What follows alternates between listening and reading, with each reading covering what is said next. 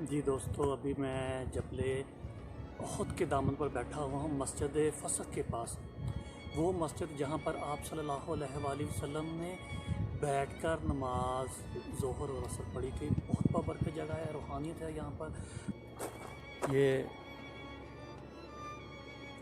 یہ مسجد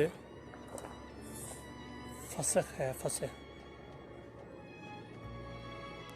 جی، یہ وہ جگہ ہے جہاں پر آپ صلی اللہ علیہ وآلہ وسلم نے ایک پتھر کے ساتھ جو ہے اپنا خون مبارک، اپنا دم پہ جو پاک تھا وہ آپ نے لگایا تھا، ماتھا اپنے سر وہاں پہ رکھا تھا، تو آپ صلی اللہ علیہ وآلہ وسلم کا جو پاک دم تھا، پاک خون تھا، وہ اس پتھر پر لگ گیا، اور جو پتھر ہے وہ ابھی بھی اس میں سے خوشبو آتی ہے، اور وہاں پہ اس طرح سر کی طرح کا گول سا وہاں پہ گڑھا بنا ہوا ہے۔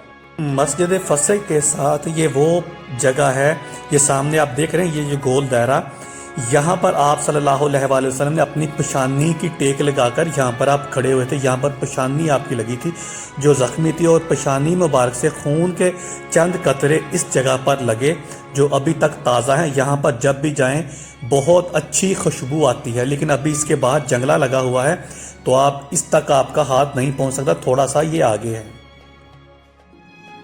جبل احد کے دامن میں یہ چھوٹی سی مسجد ہے، اس کو مسجد فسق کہا جاتا ہے۔ یہ مسجد اس وجہ سے بھی ساری مساجد میں سے اہمیت کی حامل ہے۔ منفرد اس کا ایک واقعہ ہے کہ یہاں پر جب غزوہ احد ختم ہو گیا تو آپ صلی اللہ علیہ وآلہ وسلم اور صحابہ کرام رضوان اللہ علیہ اجمعین نے یہاں پر ظہر اور عصر کی نماز بیٹھ کر ادا کی۔ آپ صلی اللہ علیہ وسلم اتنے زخمی تھے کہ آپ کھڑا نہیں ہو سکتے، تو آپ بھی بیٹھ گئے، اور پھر آپ کے اقتدار میں جو صحابہ تھے، اقتدار میں جو صحابہ کرام تھے، انہوں نے بھی بیٹھ کر یہاں پر نماز ادا کری۔ یہ تاریخ میں پہلا واقعہ ہے اور آخری بھی کہ آپ صلی اللہ علیہ وآلہ وسلم اور سارے صحابہ نے بیٹھ کر ہی نماز ادا کی ہے۔ تو یہ اب اس کے باہر جنگلہ لگایا ہوا ہے۔ اس جگہ پر حضرت عمر بن عبدالعزیز کے زمانے میں مسجد بنا دی گئی تھی۔ حضرت عمر بن عبدالعزیز رحمۃ اللہ علیہ جو تھے، اور حضرت رافع بن خدیج رضی اللہ تعالیٰ عنہ کی بھی روایت ہے کہ آپ صلی اللہ علیہ وسلم نے غزوہ احد کے بعد جنگ کے خاتمے کے بعد یہاں پر بیٹھ کر صحابہ کے ساتھ نماز ادا کی تھی۔ یہ بورڈ لگا ہوا ہے، یہ وہ سامنے محراب ہے جہاں پر آپ صلی اللہ علیہ وآلہ وسلم کا زخمی حالت میں علاج کیا تھا بی بی فاطمہ سلام اللہ علیہا نے، اور یہ مسجد ہے، اور ساتھ میں وہ جگہ جہاں پر آپ صلی اللہ علیہ وآلہ وسلم کا پاک خون لگا ہوا ہے۔ یہ ساتھ ساتھ اس طرح جنگلے کے چلتے ہیں، بالکل ساتھ میں ہی ہے۔ یہ دیکھیں ابھی یہ وہ جگہ ہے، یہاں پر اس جگہ پر بھی آپ صلی اللہ علیہ وسلم بیٹھے تھے۔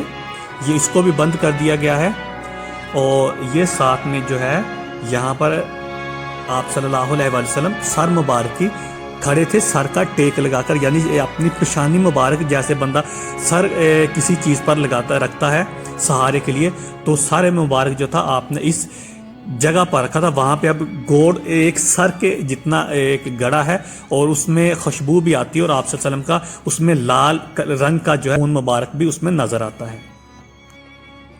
یہ دیکھیں، اس جالی میں سے آپ دیکھیں، ابھی میں جالی میں سے آگے آپ کو کر کے دکھاتا ہوں، تھوڑی سی جالی یہاں سے پیچھے ہٹی ہوئی ہے، تو یہ ہے وہ جگہ جہاں پر آپ صلی اللہ علیہ وآلہ وسلم کا پاک خون لگا ہوا ہے۔ یہاں پر خوشبو بھی آتی ہے، اور آپ کو خون بھی نظر آئے گا جب بھی آپ زیارت کے لیے۔ یہ مسجد فسق کے ساتھ ہے۔ یہ 2-3 زیارتیں جو ہے جبل احد پہاڑ کے دامن میں اس سائڈ پہ ہیں، اور اس کی بیک سائڈ پر بھی محراب ہے۔ یہاں پر کافی زیادہ زیارتیں ہیں اس پہاڑ کے دامن میں۔ احد پہاڑ مدینہ کا سب سے بڑا اور مشہور پہاڑ ہے۔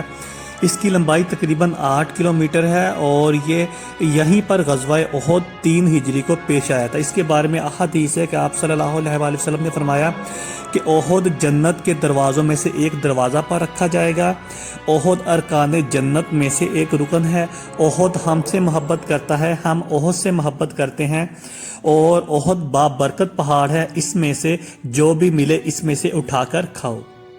تو یہ احد پہاڑ کی فضیلت ہے۔